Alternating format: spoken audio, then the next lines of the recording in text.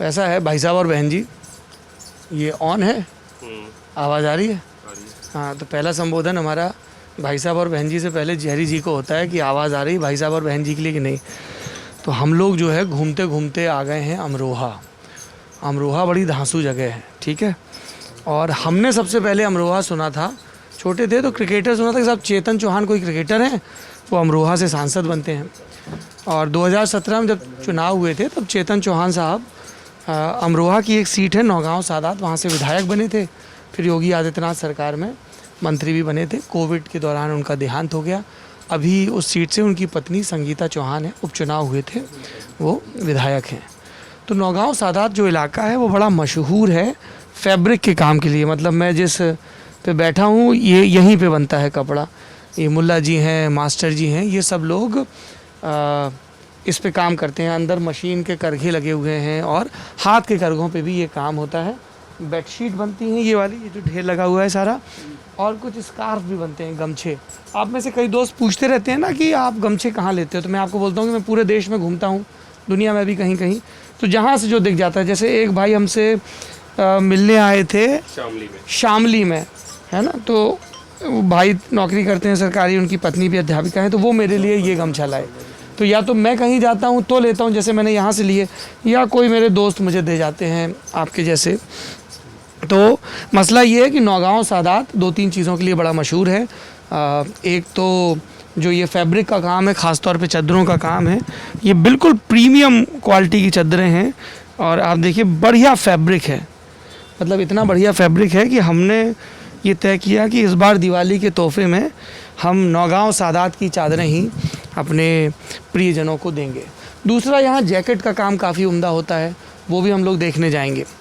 पर इस यात्रा का मकसद क्या है? सिर्फ ख़रीदारी करना तो नहीं है, सिर्फ पर्यटन करना नहीं है। मकसद ये है कि हमारे उत्तर प्रदेश के, जी मैं उत्तर प्रदेश से हूँ, इन केस आपको ना पता हो, कई लोगों को लगता है कि सौरभ बिहार के हैं। उनके लगने को भी मैं गलत नहीं मानता हूँ, क्योंकि आप वो माँ और मौसी वाला मामला मान लीजिए। अगर आप मुझे बिहार का मानते हैं तो भी सही मानते हैं, कोई दिक्कत नहीं मुझे उससे। मैं यूपी का भी हूँ, बिहार का भी हूँ, और चक दे इंडिया वाला लॉजिक एक्सपेंड करूँ तो हिंदुस्तान का भी हूँ, है ना। विद्या शर्मा इंडिया, कबीर खान कोच के सामने। तो चादरें बनाने का काम देखने आए, तो यहाँ पे कई लोग हैं जो जिनका ये कारखाना है। जैसे ये हमारे दोस्त बने हैं, फैज़ी भाई हैं, फैज़ान नाम है इनका, ये उनके वालिद हैं, पिताजी हैं, ये भाई हैं छोटे। आप मेरे वीडियो बना रहे हो? अरे ऐसा ना करो यार, वीडियो हमको बनाने दो, तुम वीडियो का लुत्फ लो। धर दो फ़ोन नीचे, बढ़िया सैमसंग का फ़ोन है। सैमसंग ने पैसा नहीं दिया ये बोलने का, सब बोलना पड़ता है अंकल आजकल। तो ये जानने भी निकले हैं कि वक्त कैसा बीत रहा है और बीतते वक्त के साथ इंसान कैसा बन रहा है, क्या सुख है, क्या दुख है, 5 साल, 10 साल, 15-20 साल में किस तरह का काम हुआ, मोबाइल पर लोग क्या देखते हैं, कारोबार कैसा चल रहा है, जीएसटी का एक बदलाव आया है, लॉकडाउन रहा है, और इस तरह की जो चीज़ें हैं वो त्यौहार में ज़्यादा ख़रीदी जाती हैं। आप देखिए ये जो भाई हैं इन्होंने काले कपड़े पहन रखे हैं, मुहर्रम चल रहा है, शोक का वक्त है। और आज तो जब हम शूट कर रहे हैं ये वीडियो शनिवार के रोज़, तो 25वां है, तो शहादत भी हुई थी जैनुलाब्दीन की, है ना। तो जैनुलाब्दीन जो थे वो असगर के इमाम हुसैन के बेटे थे, और असगर जो 6 महीने का बच्चा था। ये मैं बार बार असगर इसलिए बोल देता हूँ, हमारी टीम में अमरोहा के ही एक लड़के थे, अभी वो नवभारत टाइम्स में है, असगर, है ना, तो वो भी यहीं के थे। तो हम इन सब से बात करेंगे कि आर्थिक मसलों पे, सामाजिक मसलों पे, चुनाव के मसलों पे। जैसे एक दोस्त बाहर खड़े हैं, वो बोले कि अमरोहा की तमाम पहचानों में एक पहचान ये भी जोड़ लीजिए कि यहाँ हर बरसात में पानी भर जाता है, बुरा हाल हो जाता है अमरोहा का। तो इन सारी चीज़ों पे बात करेंगे, और ये भी कि जब इतनी दिक्कतें हैं और इतना हुनर है, तो ये हर जगह बात हिंदू मुस्लिम पे आके क्यों टिक जाती है? कोई भी पार्टी आती है सब उसी हिसाब से। अमरोहा से एक बड़े चर्चित नेता हैं महबूब अली, कई बार से विधायक हैं, उनकी भी बात करेंगे। दानिश अली बसपा से हैं सांसद, उनकी बात करेंगे। चेतन चौहान की पत्नी का मैंने जिक्र किया ही, और भी अगल बगल की सीटें, कहीं भाजपा है, कहीं सपा है। तो मौलवी साहब, सबसे पहले आपसे बात करते हैं। आपने आपने इनको मुल्ला जी कहा कि मौलवी जी कहा? मुल्ला जी कहा। तो किसी को मुल्ला जी कब कह सकते हैं? क्या मैं आपको मुल्ला जी कह सकता हूँ? नहीं, मुल्ला जी नहीं कह सकते हो। मैं सैफी को मुल्ला जी नहीं कह सकता हूँ, क्यों? क्योंकि उसके लिए एक प्रॉपर दाढ़ी वगैरह और एक पूरा जो हमारा कुर्ता पजामे का एक रिवाज है वो होना चाहिए। गेटअप के हिसाब से मुल्ला जी होता है, तो मैं इनको मुल्ला जी कह सकता हूँ? हाँ, इनको मुल्ला जी कह सकते हैं। क्या नाम है आपका? मोहम्मद कासिम। कासिम। कासिम आपके छोटे भाई हैं? तो भाई ये कैसे तय करते हैं, जैसे आपने दाढ़ी नहीं रखी है, टोपी भी नहीं लगा रखी है, कासिम ने दाढ़ी भी रखी है और टोपी भी लगा रखी है, तो ये पर्सनल चॉइस है या ऐसा कुछ है कि फैमिली में ट्रेडिशन है, या ये ज़्यादा धार्मिक है? मसला क्या है ये? नहीं, ट्रेडिशन भी कुछ नहीं है और फैमिली की भी कोई दिक्कत की बात नहीं है। ये जो है आस्था की ज़्यादा मानने और ना मानने वाली बात है। ये ज़्यादा रिलीजियस है? हाँ, ये ज़्यादा रिलीजियस है। आप पाँचों वक्त नमाज पढ़ते हैं? जी अल्हम्दुलिल्लाह। अल्हम्दुलिल्लाह मतलब? सब तारीफ़ है अल्लाह के लिए। सब तारीफ़ें अल्लाह के लिए हैं, अल्हम्दुलिल्लाह। और माशाअल्लाह भी यही होता है? माशाअल्लाह भी यही होता। माशाअल्लाह का मतलब भी सब ईश्वर का किया हुआ है? यही होता, लगभग यही होता है।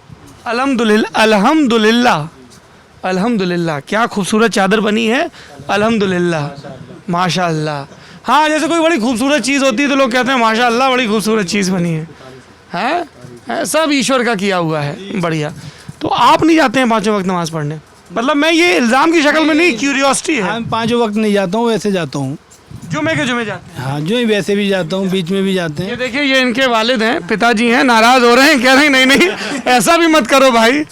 हाँ, हमारे कुछ एक दोस्त तो ऐसे उनको नमाज़ पढ़नी भी नहीं आती थी। तो सब तरह के लोग हैं।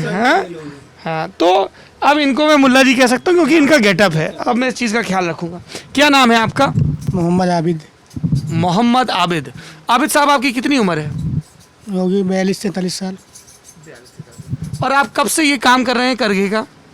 ये हमारे बुज़ुर्गों के टाइम से है। हमारे वालिद साहब भी इसी काम करते थे। आप कितनी उम्र के थे जब आपने कारखाने में काम शुरू किया? बस पहले घर में था ना काम, वहीं से सब चालू हो गए थे। मतलब पहले वहाँ सीख लिए, उसके बाद में अपना इधर उधर करने लगे। उम्र कितनी थी? होगी 20 साल, 15-20 साल। पढ़ाई की है आपने आबिद साहब? हाँ, वो 6ठी-7वीं तक पढ़े। सरकारी स्कूल में? नहीं, ऐसे ही प्राइवेट में पढ़े थे। फिर आगे पढ़ाई क्यों नहीं की? क्या माली हालत ख़राब थी या क्या वजह थी? माली हालत ख़राब थी, घर का जो है हिसाब किताब ऐसी था। बच्चे हैं आपके? जी, कितने बच्चे हैं? मेरे 5 बच्चे हैं। उनको आप पढ़वा रहे हैं? जी। तो आपको क्या लगता है वो भी इसी काम में आएंगे या वो कुछ और करेंगे? कुछ अलग सा मतलब हट के काम कराना। किस तरह का कुछ सोचा है? हाँ, अपना आप ही जैसे जैसे पढ़ेंगे वैसे ही अपने हिसाब से। जी। इस काम में बरकत नहीं है क्या? नहीं, रोजी रोटी चलती है, अल्लाह का शुक्र है, कोई दिक्कत नहीं है।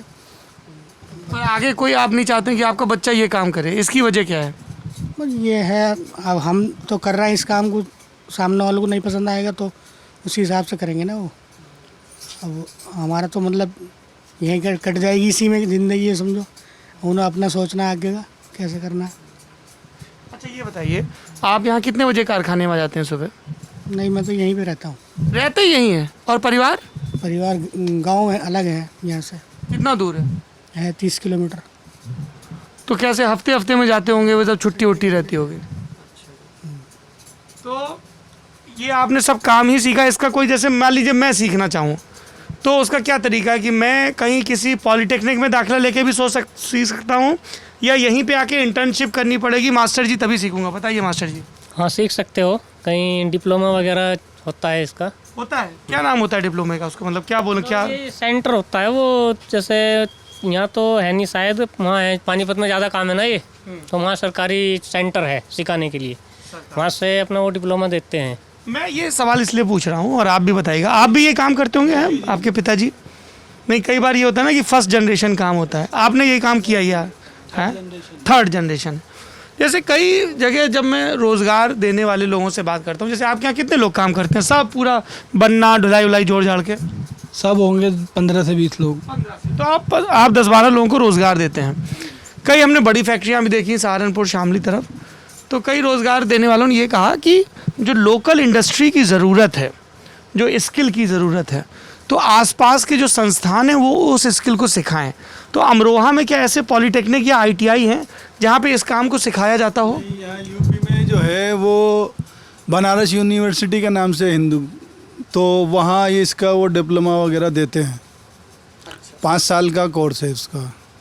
तो उसमें मतलब बुनाई का शुरुआत से लेकर और आखिर तक का जो है वो लोग सिखाते हैं उसमें, पूरा टेक्सटाइल का सब सिखा देते हैं। का टोटल।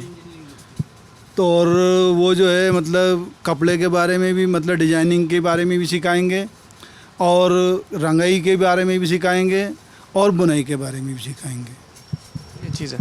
मास्टर जी आप कब से कर रहे हैं काम, क्या नाम क्या है आपका? मेरा मोहम्मद सुलेमान। तो आपको ये मास्टर जी क्यों कहते हैं सब लोग? ये मशीनों के मास्टर। आप मशीनों के मास्टर। अच्छा, तो ऐसे काम बटा है, इनका काम है मशीनें दुरुस्त चलती रहें, और मुल्ला जी का क्या काम है? ये ऑपरेटर है, ये ऑपरेटर है चलाने के लिए। तो ये बड़े अधिकारी होंगे हैं? हैं? हेड यही है, फैक्ट्री के हेड यही है। अच्छा, मास्टर जी हेड है, मुल्ला जी ऑपरेटर। और कितने ऑपरेटर हैं ऐसे? चमन लाल जी नमस्ते। आप कब से ये काम कर रहे हैं चमन लाल जी? जी मेरी उम्र होगी कम से कम 35-36 के लगभग। मैं 21 साल से इस काम को करने लग रहा हूँ। मतलब 15-16 साल हो गए। 15-16 साल तो जब आप 21 की उम्र में थे तब से कर रहे हैं? जी उससे पहले अपने खेती करता था जी। खेती करते थे, फिर खेती से आप यहाँ शिफ्ट हो गए। ये बताइए चमन लाल जी, आपकी शादी हो गई है? बच्चे हैं परिवार में? कितने बच्चे हैं? 2 बच्चे हैं जी। तो वो पढ़ने जाते हैं? शादी हो गई, एक की शादी कर दी लड़की की, और एक लड़का बाहर है, वो भी कहीं वो नौकरी कर रहा है। कहाँ पे? नोएडा जी। नोएडा में नोएडा। तो आपके बच्चे इस लाइन में नहीं आए? जी नहीं हैं? जी नहीं। उतना इसमें मार्जिन नहीं है, क्या वजह है? ये मार्जन है, हर इंसान की जो एक सोच अलग होती है कि हम कुछ हटके करें, मतलब एक दूसरे के देखने के बाद वो फिर सोच बदल देता अपनी। खेती क्यों छोड़नी पड़ी? खेती अतिरिक्त चल रही है जी। कभी आप खेती भी करते हैं, ये काम भी करते हैं, तो कैसे मैनेज करते हैं दोनों? मैंने यही है कि एक बार फसल बो दी और फिर छुट्टी। गन्ना लगा रखा है क्या? गन्ना लगा रखा है। गन्ना में ये आराम है, फसल बो दी और फिर बस पानी लगाते रहिए। ये पश्चिमी उत्तर प्रदेश की संपन्नता की पूर्व के मुकाबले एक वजह ये भी है कि जैसे आप डबल काम करना चाहो तो कर सकते हो, और ना करना चाहो तो भी आराम से खाट पे बैठ के बात कर सकते हो। आपका क्या नाम है भाई? मैं सैयद अली रज़ा बबलू। सैयद अली रज़ा बबलू। अच्छा, एक बात बताइए, जैसे वो हमारे जो दोस्त हैं काम करते हैं लंटों में, वो असगर अली लिखते हैं, और जो यहाँ पे हैं विधायक वो महबूब अली लिखते हैं। अगर किसी ने अपने नाम में अली लगा रखा है मतलब वो शिया हैं, ऐसा कुछ है क्या? ऐसा कुछ नहीं। अली सबके हैं, अली सबके हैं। शिया और सुन्नी सब लगाते। तो वो आप कुछ बता रहे थे ना कि अहले सुन्नत, वो क्या है? मतलब महबूब अली शिया नहीं है क्या? ओहो, इसलिए आप लोगों ने इतनी जल्दी मना कर दिया है? नहीं, आप बोल रहे थे वो अहले सुन्नत है। वो अहले सुन्नत हैं, ये भी अहले सुन्नत हैं। ये भी अहले सुन्नत है, इसलिए इन्होंने काले कपड़े नहीं पहन रखे। मतलब ये गम ये भी हमारे साथ मनाते हैं सब। मुस्तकिल इमाम हुसैन अलैहिस्सलाम का जो गम मनाया जाता है, ये हमारे अंसारी लोग एक ज़माने से, हमेशा से, जब से ये आबाद हुआ है बस्ती, जब से मुहर्रम जब मनाते हैं तो एक ताज़िया ये यहाँ से हमारे नई बस्ती अंसारी लोग लेके जाते हैं हमारे वहाँ पे अंदर बस्ती के अंदर सदात में। यार आप लोग बहुत सही लोग हो, जानते हो क्यों? क्योंकि जितनी भी थ्योरी है ना, आप लोगों ने उसको हिला के धर दिया है। हम लोगों को जो थ्योरी पढ़ाई जाती है ना, अलग अलग रिलीजन की, तो बोला जाता है कि साहब शिया जो हैं वो मुहर्रम है मनाते हैं, सुन्नी मुहर्रम नहीं मनाते हैं, ऐसा हमको सिखाया गया।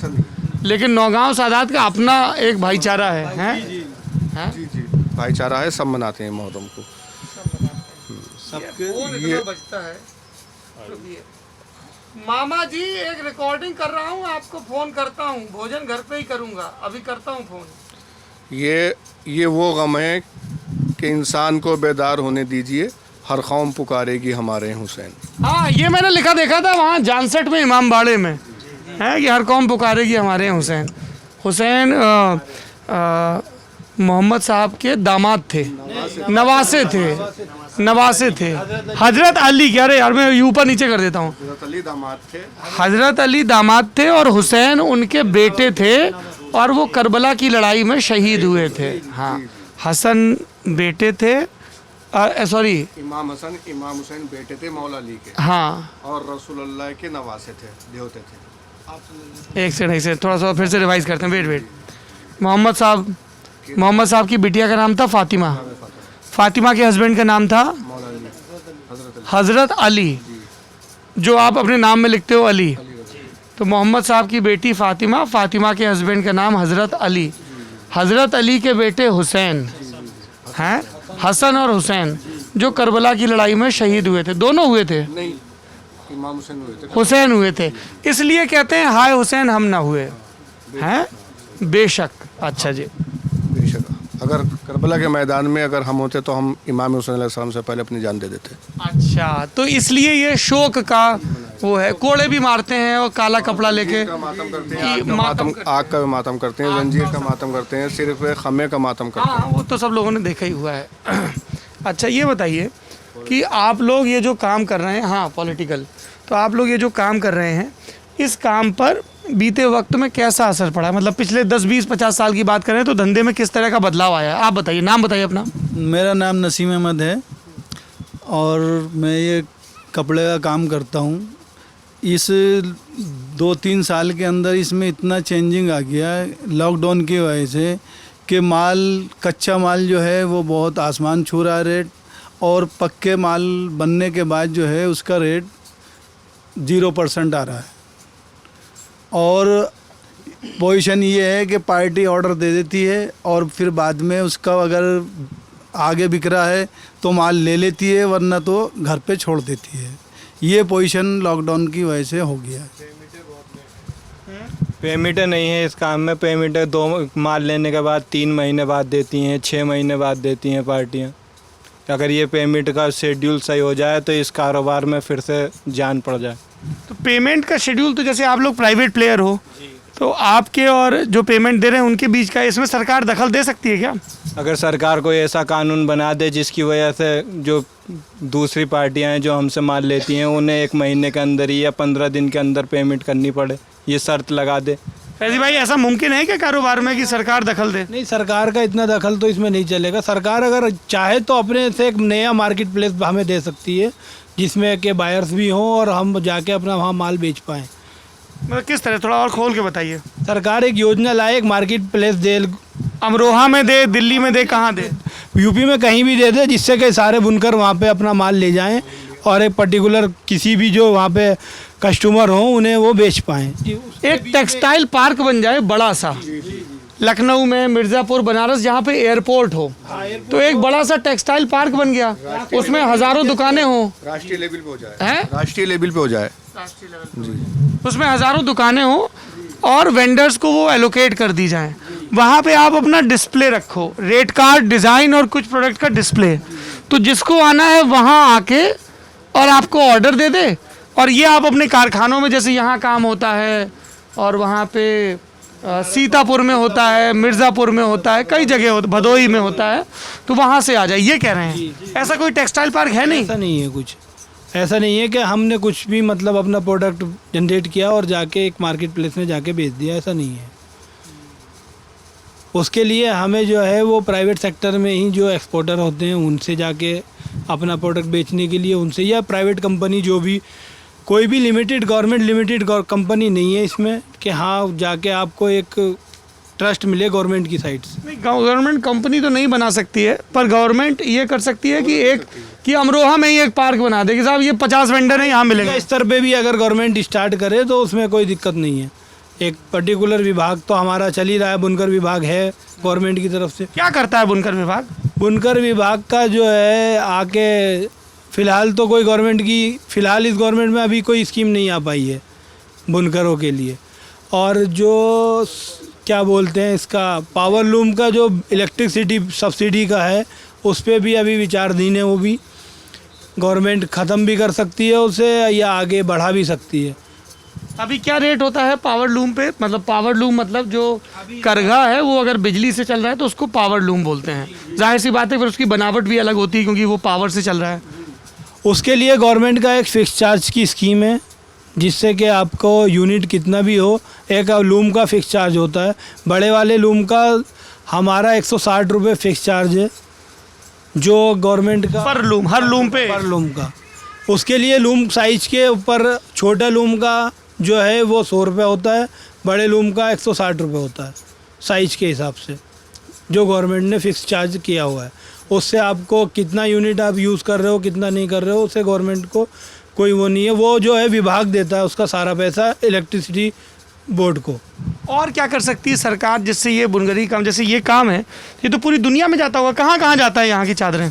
यहाँ की चादरें हमारी जो हैं, हम जो इनडायरेक्टली एक्सपोर्ट होता है हमारा, जो डायरेक्ट एक्सपोर्ट नहीं है, तो यहाँ मतलब आप कुछ दिल्ली मुंबई की फर्म को बेच देते दिल्ली मुंबई की फर्म है जिन्हें हम माल देते हैं, वो जर्मनी एक्सपोर्ट कर रही हैं, जापान कर रही हैं और अमेरिका के भी कुछ बायर होते हैं। अच्छा जी, तो ये तो एक बात हो गई बुनकरी की। कई लोगों ने ये कहा कि साहब लॉकडाउन लगाना तो मजबूरी थी, वरना बीमारी बहुत फैल जाती है, इस पर आपका क्या सोचना है मास्टर जी? ठीक है, हाँ वो तो सभी को पता है। अगर मान लो इस पर लॉकडाउन ना लगता तो बीमारी बढ़ सकती थी उसकी वजह से, लेकिन कारोबार पे बहुत फ़र्क पड़ गया सभी के, सभी कारोबार, ये नहीं बुनकर के सभी कारोबार पे फ़र्क पड़ा उससे।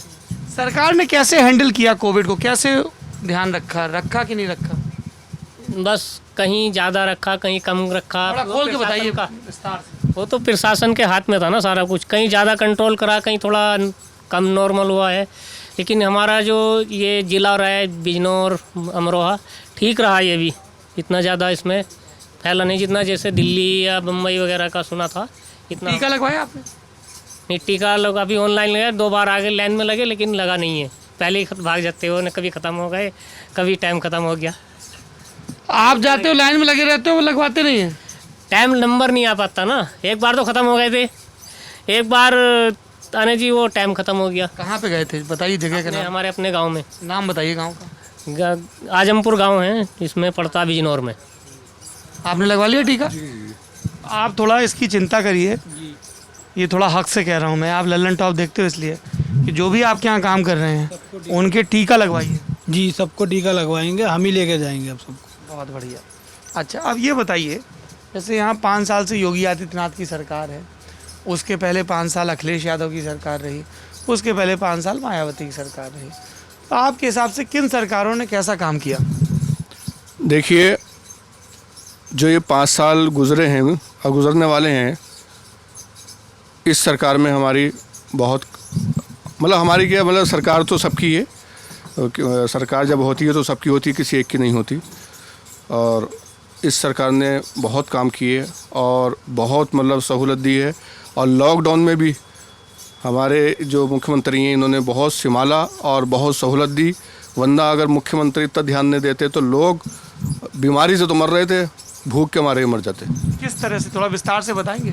जैसे फ्री राशन कर दिया था तो लोगों को सहूलत हुई, और भी बहुत सी चीज़ें जो सरकार ने मतलब लोगों से मतलब सहूलत दिलवाई गरीबों को, उससे बहुत सहूलत मिली। और क्या नाम है इसका, जो है सरकार ने क्या लोगों के मकान भी बना के दिए, क्या नाम है जो लोगों के लिए लैट्रिन बाथरूम जो बनवा के दिए, इससे बहुत चीज़ें सरकार ने क्या नाम किया था, जिससे लोगों को सहूलत हुई। अगर कहीं लॉकडाउन से नुकसान हुआ लोगों का तो कहीं फ़ायदा भी हुआ है लोगों का, इसलिए क्योंकि किसी सरकार ने आज तक कहीं भी, क्योंकि अगर किसी गरीबों के, मज़दूरों के, कमज़ोरों के लिए, मालदारों के लिए तो वो ज़रूरत नहीं होती है किसी भी सरकार की, उसके हर सरकार वो होती है, मगर गरीबों के अगर कहीं सर पे छत मिली है तो वो इस सरकार में मिली, और गरीबों को लैट्रिन बाथरूम मिला तो इस सरकार में मिला, और गरीबों को गैस चूल्हा मिला तो इस सरकार में मिला।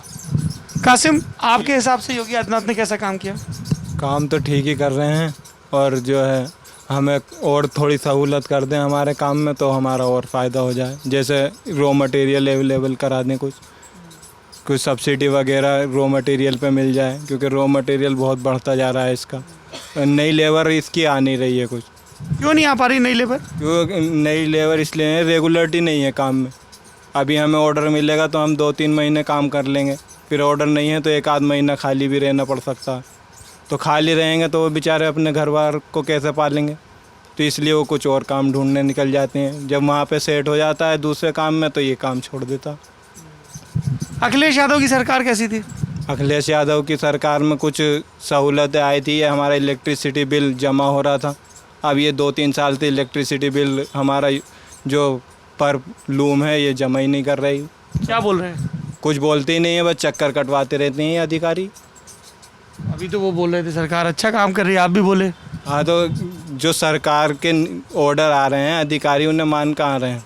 अधिकारी अगर सही से काम करें तो ये हमारा जो बिल चढ़ता जा रहा है, अगर किसी वजह से जो है सब्सिडी ख़त्म कर दी गवर्नमेंट ने, तो ये सारे बुनकर मर जाएंगे, क्योंकि इनके बिल इतने बड़े बड़े हो गए हैं।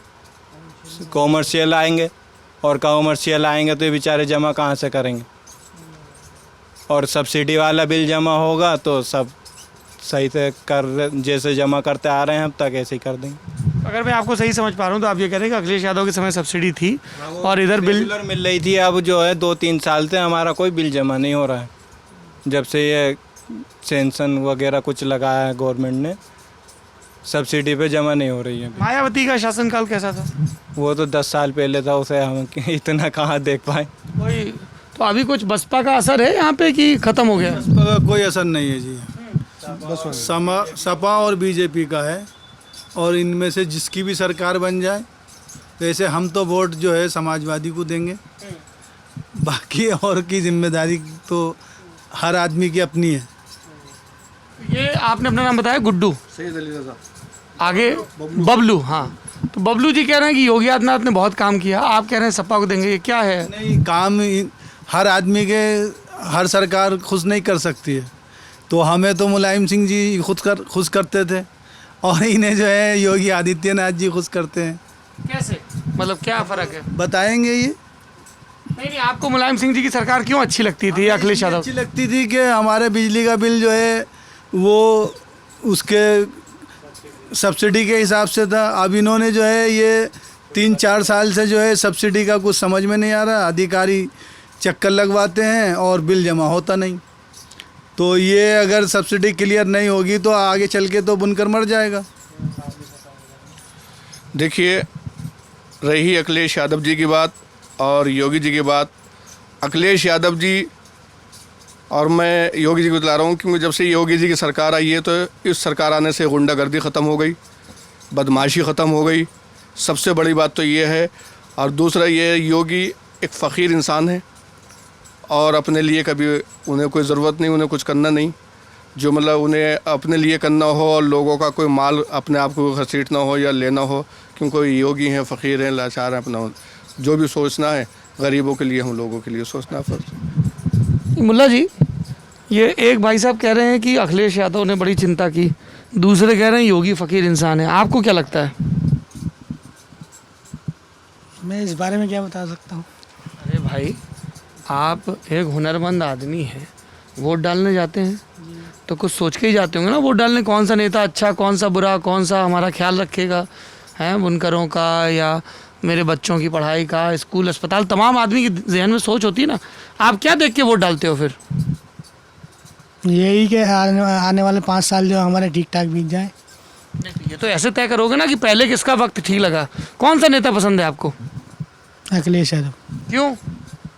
उनके टाइम में ज़रा दिक्कतें नहीं थी, आज के टाइम में सारी दिक्कतें। किस तरह की दिक्कतें तो है ही है। अब बताओ, इन 5 साल बीत गए, अब तक जो है बीच ही गए, समझो बचे ही क्या, 6 महीने बचे हैं योगी जी को आए हुए। तो अब ये बताओ, अब लॉकडाउन रहा, दुनिया भर के अक्रम ये सब करके मज़दूर आदमी तो और पीछे ही रहा, नीचे ही घुस रहा है।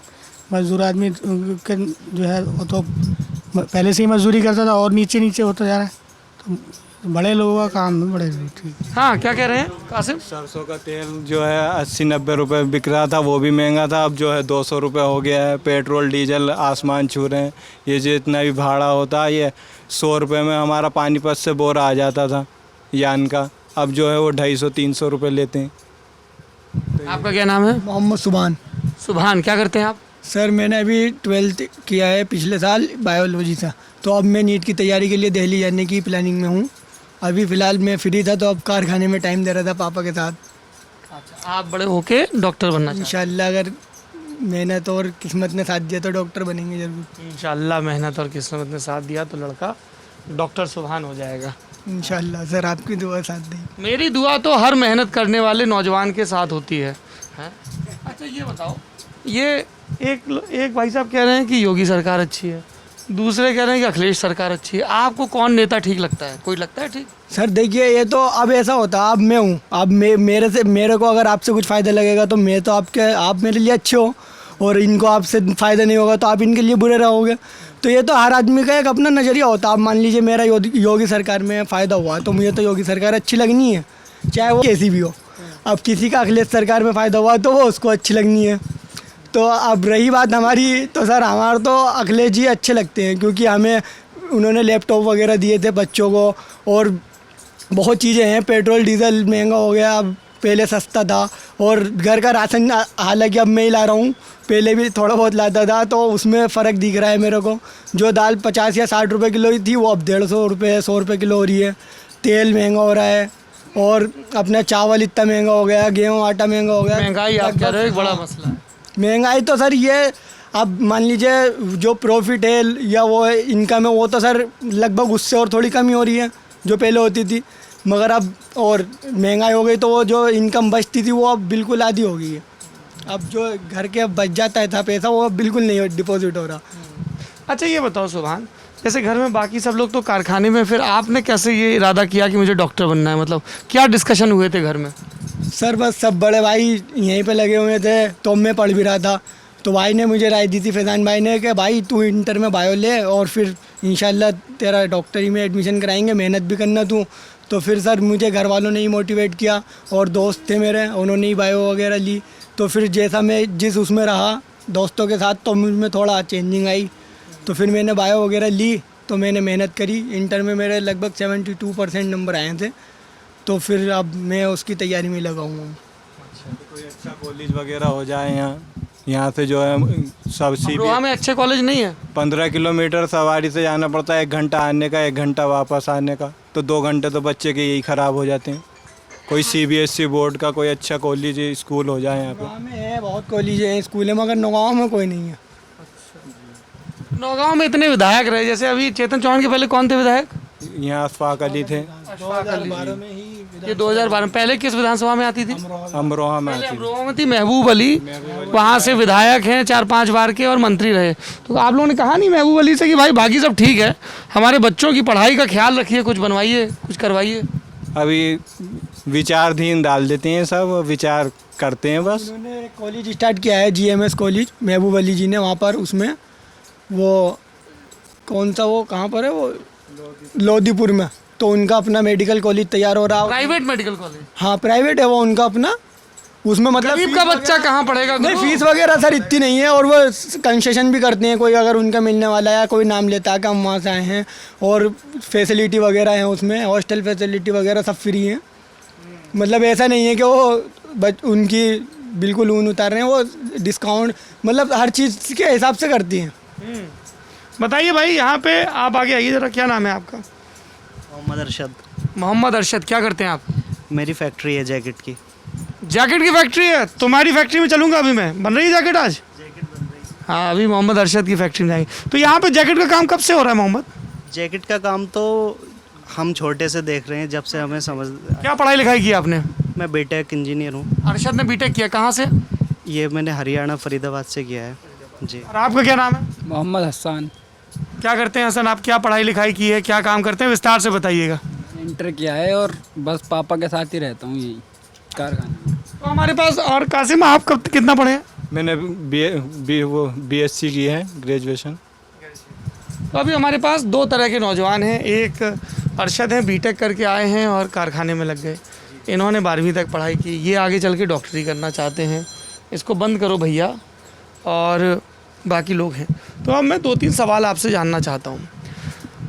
मुस्लिम समुदाय के बीच पढ़ाई को लेकर कई ऐसा जो लोग ऑब्ज़र्व करते हैं, वो कहते हैं कि बहुत ज़ोर नहीं है कि हर बच्चे को पढ़ाना है, खूब पढ़ाना है। इसकी वजह क्या लगती है? अरशद, तुमने तो बीटेक की पढ़ाई की, ऐसा है या नहीं है? बिल्कुल।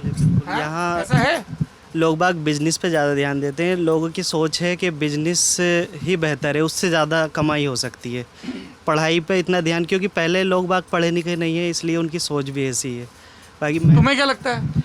मुझे लगता है जॉब करो या बिज़नेस करो, पढ़ाई लिखाई फर्स्ट होनी चाहिए। उसके बाद ही सब कुछ होना चाहिए। क्योंकि उससे जहन खुलता है। मैं 5 साल नोएडा, फरीदाबाद, गुड़गांव जॉब करके आया हूँ। उसके बाद यहाँ आके अपना बिज़नेस मैंने स्टार्ट किया है जैकेट का। वो मेरी फैमिली की थोड़ी प्रॉब्लम थी जिस वजह से मैं आया हूँ। बाकी जॉब में भी मैं बढ़िया कमा रहा था, ऐसा नहीं कि वहाँ पे मैं परेशान था, खुश था मैं। पढ़ाई पर जोर कम क्यों है? तुम क्यों नहीं पढ़े बताओ? अभी तुम्हारा इंटरोगेशन होगा, तुम्हारी पूछताछ यही होगी। आगे क्यों नहीं पढ़े? बस मन नहीं किया। अरे यार ऐसे काम थोड़ी चलता है, बिना पढ़े क्या होगा? पढ़ाई तो बड़ी ज़रूरी है। हैं? कारखाने में लग गए जी। आप बताइए फैज़ भाई, पढ़ाई पे जोर कम क्यों है? पढ़ाई पे जोर इसलिए कम है मुस्लिम कम्युनिटी में, खासकर हम अपने यहाँ के लोकल के नौगावा सादात के लिए कहने चाहेंगे कि यहाँ बिजनेस को फर्स्ट प्रेफरेंस देता है इंसान। क्यों? एक वजह ये है कि जो कोई जैसे थोड़ा मजदूर लोग हैं या थोड़े कम लोग हैं, तो उनके बच्चे अगर वो छोटी सी उम्र से ही कमाने लगते हैं तो बस वो उसी में ही खुश हो जाते हैं। वो ये नहीं चाहते कि ये पढ़ें या आगे कुछ बढ़ें, बस वो अगर मज़दूर हैं तो वो उसे वहीं मज़दूरी करा के ही अपना खुश हो जाते हैं उसी में। तो ये मुसलमानों के अंदर जो है पढ़ने लिखने की सोच बढ़नी चाहिए, जिससे देश को भी फ़ायदा होगा और मुसलमानों को भी फ़ायदा होगा। हाँ भाई मुल्ला जी, ये पढ़ाई लिखाई पे जोर कम क्यों है? आपको क्या लगता है क्या होना चाहिए? पढ़ाई पे ध्यान होना चाहिए। अच्छा, एक चीज़ हमने और सुनी जब हम इलेक्शन फील्ड में घूम रहे थे या उसके पहले, सोशल मीडिया पे जनसंख्या नियंत्रण कानून पे बड़ा बात होती है आजकल कि हिंदुस्तान की तरक्की के लिए ज़रूरी है कि जनसंख्या नियंत्रण कानून बने, ऐसा कुछ लोग कहते हैं। आपका क्या सोचना है इस पे? मतलब जनसंख्या कम होनी चाहिए। हाँ जी हाँ। हाँ? इससे कोई नुकसान नहीं है, अगर गवर्नमेंट ला रही है तो ले आए हो, तो आदमी की अपनी क्षमता है। अगर 4 बच्चे भी करेगा तो पालेगा तो खुद से, अगर उसकी गुंजाइश नहीं है 4 की तो वो 2 पे ही खुश रहे। नहीं, अगर सिर्फ कासिम भाई इसको आदमी की अपनी क्षमता पे जोड़ देंगे, जब कोई बच्चा पैदा करता है ना, तो वो स्टेट की भी जिम्मेदारी हो जाती है ना। आपकी क्षमता है, आपने उन बच्चों को अच्छे से खिला पिला दिया, पढ़ा दिया, पर वो रोड, स्कूल, अस्पताल सब जगह ही वो बढ़ रही है ना संख्या, है ना। कभी कोई महामारी आती है, तो आपके हिसाब से ये 2 बच्चों का कानून नहीं बनना चाहिए? 2 बच्चों का या जितना भी बने, अगर बनता है तो बनना है तो कोई दिक्कत नहीं है, बन जाए, ये सबके लिए अच्छा है। 2 बच्चे होंगे तो उसकी परवरिश सही से कर पाएगा, और ज़्यादा कर लेता है आदमी बच्चे तो फिर उनकी परवरिश में भी ध्यान कम दे पाता। आप बताइए, आप तो डॉक्टर साहब बनने जा रहे हैं। सर वैसे इससे कोई नुकसान तो है नहीं। अगर गवर्नमेंट ला रही है तो गवर्नमेंट भी आगे देख रही है, कुछ तो अच्छे के लिए सोच रही होगी। अब तक जो था वो भी, उससे भी हमें तो कोई नुकसान लगा नहीं आदमी, क्योंकि गवर्नमेंट तो कोई फैसिलिटी देती नहीं। अब आपने कहा था अभी कि मुल्ला जी पढ़ाई पर क्यों इतना काम कम हो रहा, तो ये कहीं ना कहीं जो मज़दूर लोग हैं वो अपने जो है फाइनेंशियल उसकी वजह से मार खा जाते हैं अपने बच्चों को पढ़ाने के लिए। लेकिन अगर मान लीजिए जैसे मुल्ला जी की बात करें, हाँ मैं आऊँगा आपके पास, जैसे मुल्ला जी की बात करें, जैसे इनके 5 बच्चे हैं, फ़र्ज़ करिए कि इनके 2 बच्चे होते तो ये ज़्यादा ध्यान दे पाते पढ़ाई पे? नहीं, वो फिर हाँ इनको भी आसानी पड़ता। यही तो मैं कह रहा हूँ कि इससे नुकसान नहीं है। गवर्नमेंट जो सोच रही है अच्छे के लिए सोच रही होगी ना, अगर ये कानून ला रही है गवर्नमेंट। लेकिन एक इसमें काउंटर आर्ग्यूमेंट और आता है, मास्टर जी बताइएगा आप। लोग ये कहते हैं कि भाई जो गरीब लोग हैं, जो ज़्यादा बच्चे कर रहे हैं, उनके भीतर ये समझदारी आए कि 5 नहीं, 4 नहीं, 2 ही बच्चे काफ़ी हैं, और मेडिकल फैसिलिटीज़ हो, इसका भी इंतज़ाम करना चाहिए। कई लोग ये भी कहते हैं, इसका जो काउंटर आर्ग्यूमेंट। आपका क्या सोचना है मास्टर जी? सही सोच है। तो आज वैसे जो पहले के हालात थे, जैसे हम बचपन में था हमारा, उस दौर को देखते हुए और इस दौर को काफ़ी फ़र्क आ गया है। 50% से भी ऊपर पहुंच गया। पहले हम भी नहीं पढ़े, हम भी 4-5 तक ही रह गए, लेकिन अब हम जो भी हमारे बच्चे हैं हम सबको पढ़ा रहे हैं जैसे तैसे भी। हालांकि महंगाई बहुत बढ़ गई, कमर तोड़ रही है, लेकिन बच्चों को नहीं रोक रहे, बच्चों को पढ़ा रहे हैं। क्या सोचना है आपका जनसंख्या नियंत्रण कानून पे? देखिए, अभी जो मौलाना ने बतलाया कासिम साहब ने कि 2 बच्चों की जो है बिल्कुल एकदम सही सरकार सोच रही है, बिल्कुल सही लेके आ रही है। भाई बच्चे हमारे तो 8 हो जा, और पता चल रहा है कोई बच्चा किसी खंबे के नीचे खड़ा है, कोई बच्चा किसी खंबे के नीचे खड़ा है, कोई किसी खंबे के नीचे खड़ा है, और घर में हमारे मतलब खाने को नहीं है और बच्चे पालने को नहीं है, तो कैसे बच्चे पालेंगे? 2 बच्चों की अगर लेंगे, 2 बच्चे होंगे तो आदमी अपने बच्चे को किसी ना किसी पोजीशन पे, कहीं ना कहीं IAS, IPS या डॉक्टर, कोई भी ऐसे तालीम दिलवा देगा। अपने 2 बच्चों के लिए सोचेगा, क्योंकि उसका ध्यान 2 बच्चों को जाएगा। और जब कमाई न होने की तो 5 बच्चों की तरफ कहाँ से सोचेगा? हाँ जी साहब, ये गवर्नमेंट अगर ईमानदारी से लेकर के आती है तो बढ़िया कानून है, और अगर इसमें कानून में मतलब मुंह देखने वाली बात होगी कि भाई उसने 4 बच्चे हो गए उसके, अरे भाई 4 बच्चे अगर उसके पास हैं तो सारी जिम्मेदारी तो वो खुद ही उठा रहा है, गवर्नमेंट तो कुछ दे नहीं रही। और गवर्नमेंट अगर कुछ दे तो फिर बढ़िया कानून है, 2 बच्चे। नहीं, कानून तो जब भी बनेगा तो वो पीछे जाके रेट्रोस्पेक्ट में नहीं बनेगा, वो तो भविष्य के लिए बनेगा कि आगे चलकर कोई 2 से ज़्यादा बच्चे पैदा ना करे। जैसे आपने कहा ना कि सरकार कुछ नहीं दे रही है, पर मसला ये होता है कि जब ये बच्चे बड़े होंगे तब कभी बीमारी हो गई तो अस्पताल पे ज़्यादा दबाव है ना। इसीलिए हर देश इस बात की चिंता करता है कि उनकी जनसंख्या बहुत ज़्यादा ना बढ़े। साथ में ये बहस भी चलती है कि भाई ये तो इंडिविजुअल की कॉल है कि वो कितना करे। तो चूंकि यहाँ पे ड्राफ्ट बना है यूपी में, ऐसा एक मसौदा सामने आया, इसलिए मैं आप लोगों की राय जानना चाह रहा था। हमारी राय तो ये है कि यहाँ चाइना की भी यहाँ से मतलब 15 करोड़ ज़्यादा पॉपुलेशन है, वहाँ हर चीज़ की फैसिलिटी है। हिंदुस्तान में जो है सारी चीज़ आकर टिक जाती है हिंदू मुस्लिम के ऊपर कि ये मुसलमान है, ये हिंदू है, ये मुसलमान है। वहाँ ऐसा कुछ नहीं, वहाँ जो कुछ भी है वो राष्ट्र के लिए है। यहाँ जो है हर चीज़ जो है शुरू से और आखिर जो होता है वो हिंदू मुस्लिम पर आकर के ख़त्म हो जाए। क्यों होता है ऐसा? अब ये तो गवर्नमेंट जाने, ये जितने भी नेता लोग हैं ये अपनी रोटियाँ सेकते हैं कि वो हिंदू है, ये मुसलमान है। अरे भाई खून तो सबका एक है, किसी का भी काटो देखो लाली खून निकलेगा, किसी का सफ़ेद तो है नहीं। तो गवर्नमेंट को इसके बारे में भी सोचना चाहिए कि अच्छी सोच रखे। हिंदू मुस्लिम चीज़ ये बुरी, बहुत बुरी चीज़ है, ये ख़त्म होनी चाहिए, भाईचारा होना चाहिए। भाईचारा। अरशद, आप तो बाहर कई जगह आपने काम किया है, जिस तरह का माहौल पॉलिटिक्स में दिखता है या मीडिया के कुछ सेक्शंस में दिखता है, जब आप जॉब करते थे तब वहाँ पे भी आपको वैसा माहौल दिखा हिंदी मुस्लिम का, या अमरोहा में कैसा माहौल है? सही से बताना। बिल्कुल। जॉब मैंने 2-3 जगह की है, वहाँ पे कोई ऐसा पहली बार तो हमें टाइम ही नहीं मिलता जॉब से इन सब चीज़ों के लिए। अपना काम जो होता है उसमें बिज़ी रहते हैं। 8 से 6 तक की ड्यूटी होती थी, अपना काम करा और घर। ऐसा कुछ मतलब इन्वायरमेंट था नहीं कि हिंदू मुस्लिम की कोई। नौगांव सादात या अमरोहा में कैसा है? खासतौर पर लोग जब वोट डालने जाते हैं या और कोई मसले होते हैं? अगर नौगांव में तो मतलब ज़्यादातर पॉपुलेशन मुस्लिम्स की है, हिंदू भी हैं, लेकिन कोई आज तक इस तरह की कोई बात नहीं हुई। देखिए, आपने नौगांवा सादात की बात करी हिंदू मुस्लिम की। मैं जानता हूँ कि नौगांवा सादात पूरे हिंदुस्तान में एक ऐसी बस्ती है मुस्लिम कि जहाँ मुसलमानों ने यहाँ पे मंदिर बनाया है और उस मंदिर की भी देखभाल हम खुद करते हैं। अच्छा, किसका मंदिर है? ये मंदिर गणेश जी का मंदिर है। यहाँ पे 20 बस्ती में 20 बस्ती नौगांवा सादात के अंदर 20 बस्ती में है। अपनी ज़मीन लेके दी और अपनी ज़मीन पे हमने मंदिर बनवाया और आज भी उस मंदिर की देखभाल सब चीज़ हर तरीके से सारे प्रोग्राम हम करते हैं। यहाँ जो रामलीला होती है उस रामलीला को भी सारा मतलब जो भी मतलब उसका होता है सब वो हम ही लोग करते हैं। जैसे भाई ने बताया, चाचा ने, कि नेता हिंदू मुस्लिम करते रहते हैं। आपने बोला कि हमारे नौगांव में ऐसा नहीं होता है, तो बाकी जगह भी ना हो इसके लिए क्या करना चाहिए? एक तो आपने नेताओं वाला बताया, समाज को क्या करना चाहिए? देखिए, समाज को करना चाहिए, हम ये तो रोल मचाते हैं कि साहब सरकार को देखना चाहिए कि वो मुसलमानों के साथ ये कर रही है और इस, मगर मुसलमानों हमें भी ये चाहिए कि हमें भी यकीन दिलाना चाहिए सरकार को कि हम सरकार के साथ हैं। हमें भी यकीन दिलाना चाहिए। सही बात कही बबलू भाई ने। सहमत हैं आप?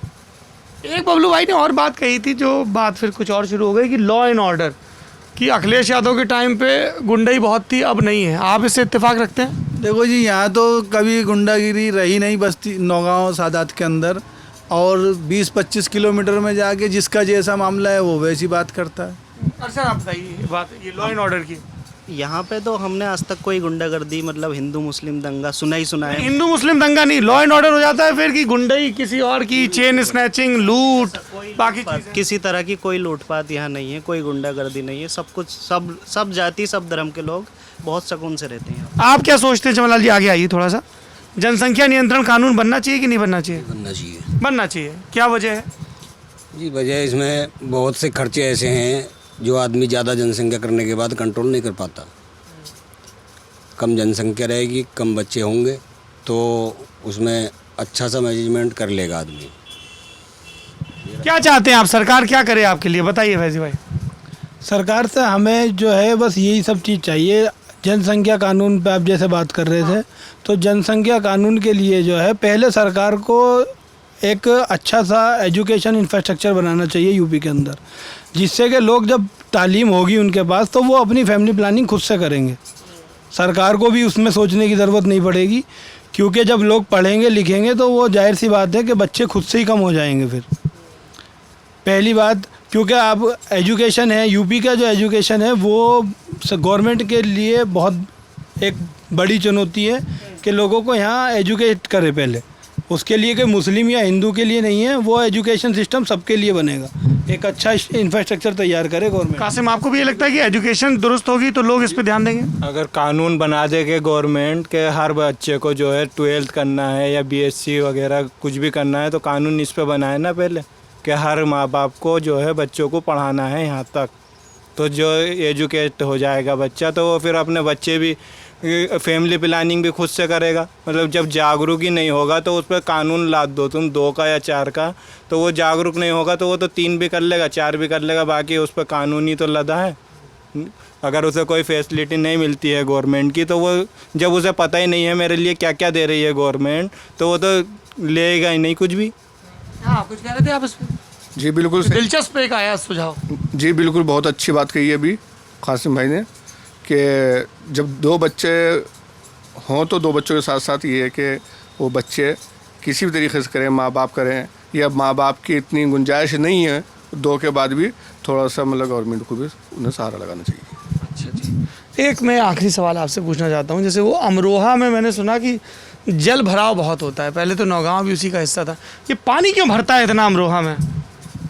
अमरोहा जो है शहर जो है वो थोड़ा भौगोलिक कंडीशन अगर उसकी देखो तो थोड़ा गहराई की तरफ में है, तो यहाँ गवर्नमेंट को एक सीवर लाइन प्लान करना चाहिए जिससे कि पानी का जल भराव निकास अच्छा है, सारा वोट बैंक है। और जो है अगर महबूब अली जी ने वो रोड वगैरह करा दी या सीवर लाइन करा दी तो किसी की दुकानें जाएंगी, किसी के घर जाएंगे, तो इस चक्कर में जो है गवर्नमेंट एक दूसरे पे टालती रहती है कि बीजेपी वाले आएंगे तो समाजवादी पे टाल देंगे, समाजवादी वाले आएंगे तो बीजेपी पे डाल देंगे।